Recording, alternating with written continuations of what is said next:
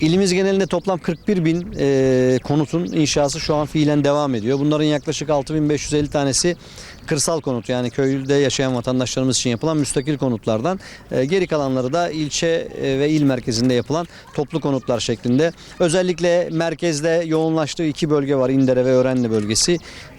Buralarda çalışmalar yoğun bir biçimde devam ediyor. Yine şehrin merkezinde Mara ve Musalla mahallelerimizde kentsel dönüşümle bir arada yürütülen yine kalıcı konut inşaatları var. Yine bulvarımızda bakanlığımızın kentsel tasarımla bir arada yaptığı bir bölge var. Bu bölgeyi de inşallah yakın zamanda genişletme planları var. Yoğun bir şekilde çalışmalar devam ediyor. Ve hızlı bir biçimde hak sahipliği çalışmaları da artık tamamlandı, hukuki süreci.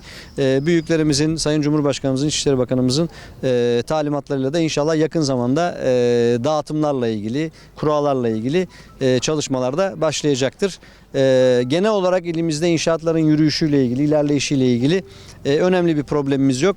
Çok seri bir şekilde, hızlı bir şekilde çok yüksek sayıda konutu teslim etmeyi inşallah planlıyoruz. Yani biz yoğun bir biçimde yüksek sayıda konutu hazır etmek için gayret ediyoruz. Bununla ilgili planlamalar zaten duyurulacaktır. Enkaz kaldırmada şu an %76'dayız bina sayısı olarak. Hukuki sorunu olan, yani davalık olan binaları, idare mahkemesine dava açan binaları çıkardığınızda aslında yolun sonuna da geldik. Hacim olarak da %85-86'lardayız.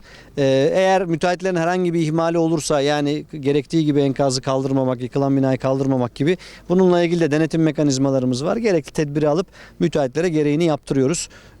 Bununla ilgili zaten her işte olduğu gibi devletin hukuk kuralları var, yaptırımları var. Bunları icra ediyoruz.